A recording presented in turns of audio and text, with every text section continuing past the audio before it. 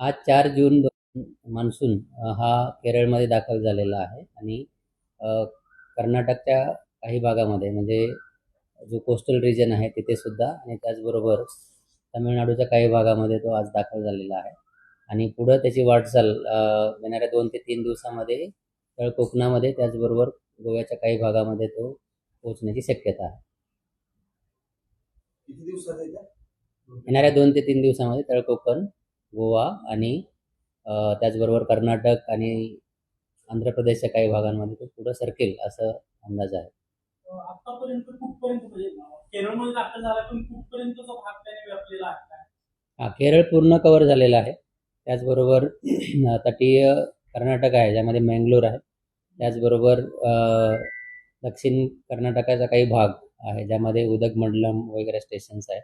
त्यानंतर तमिळनाडूमध्ये बघितलं तर कडाई कनाल आहे आणि पुढे तो बंगालच्या उपसागराकडे सरकलेला आहे.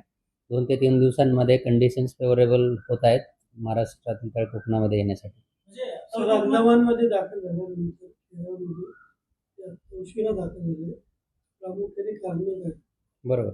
आता केरळमध्ये 1 जूनला येतो सरासरी आणि आता बघितलं तर 4 दिवस तो डिले झालेला आहे.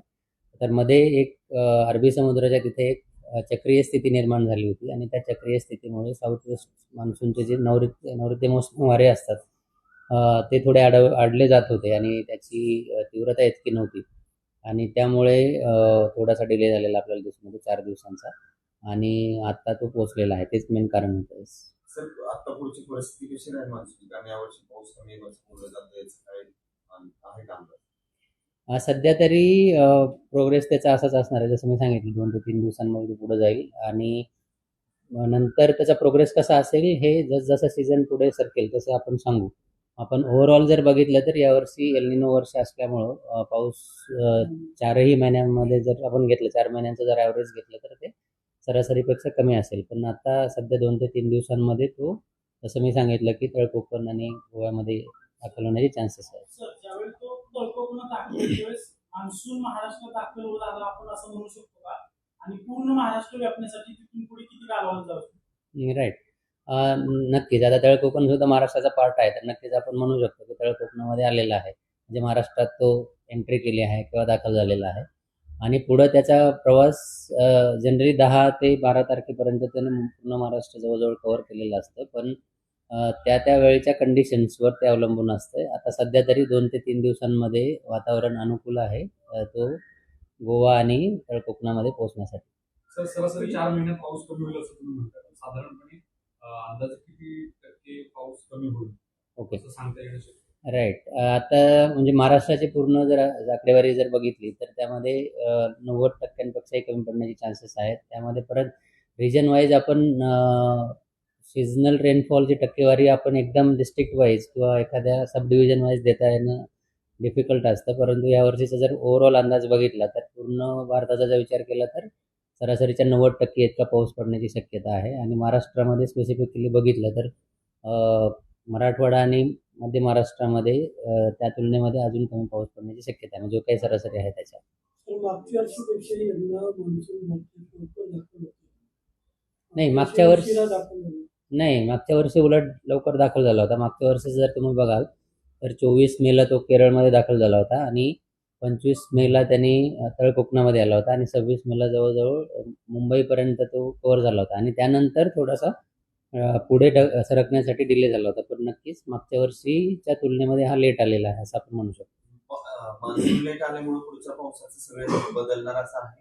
असं काही नसतं. डिपेंड करतं की पावसाचं डिस्ट्रीब्युशन कसं आहे पुढं पुढं काय म्हणजे बऱ्याचदा असं पण होतं की पाऊस लेट आलेला आहे पण नंतर कंटिन्यू राहिला किंवा मग आधी आलाय पण नंतर थांबलाय. सो इट ऑल डिपेंड म्हणजे हे सगळं डिपेंड करतं की पुढची कंडिशन्स कसे असणार आहे त्याच्यावर. सध्या राज्याची स्थिती काय राहील? कारण अलर्ट दिलं होतं काही ठिकाणी, सध्या काय परिस्थिती? बरोबर. आता येणारे 4 ते 5 दिवसांमध्ये जर बघितलं तर महाराष्ट्रातील बहुतांश ठिकाणी वादळी पावसाची शक्यता आहे. त्याचबरोबर म्हणजेच विजेच्या कडकडाट असं पाऊस पडू शकतो आणि त्याचबरोबर वाऱ्याची गतीसुद्धा जास्त असू शकते. तर हा पूर्व मान्सून पाऊस आहे किंवा पूर्व मोसमी पाऊस आहे. मान्सूनचा पाऊस जसं मी सांगितलं की 2 ते 3 दिवस अजून आहे पुढं जाण्यासाठी. तर आता जो पाऊस पडतो किंवा आज जे काही अलर्ट दिलेले आहेत ते पूर्व मोसमी पावसासाठीच आहे. अनेक हवामान शास्त्रज्ञांनी असं अंदाज दिलाय का 3-3 आठवड्याच्या पावसाळ्यात खंड असू शकतो. नाही, आता खंडाविषयी आता ह्या मोमेंटला सांगणं डिफिकल्ट आहे. जसं मी सांगितलं की सीझनल रेनफॉल जो आहे त्याचा इम्पॅक्ट किंवा फायदा जो आहे तो प्लॅनिंगसाठी होतो आणि आत्ता जे आपण सांगतो की येणाऱ्या 3 ते 4-5 दिवसांसाठी काय नाही, हे फार्मर्ससाठी किंवा कॉमन मॅनसाठी किंवा सिटिझनसाठी इम्पॉर्टंट आहे.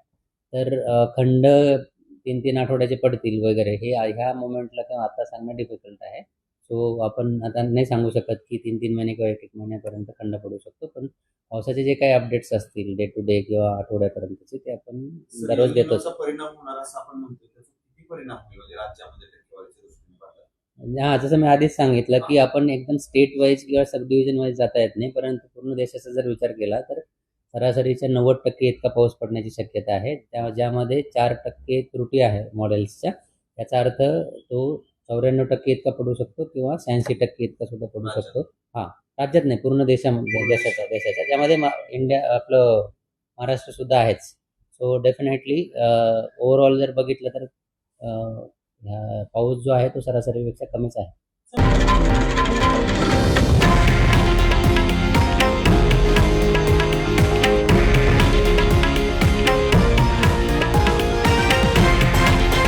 हे आहे देशातील नंबर 1 न्यूज नेटवर्क आणि आपण पाहत आहात TV9 मराठी, एकमेव.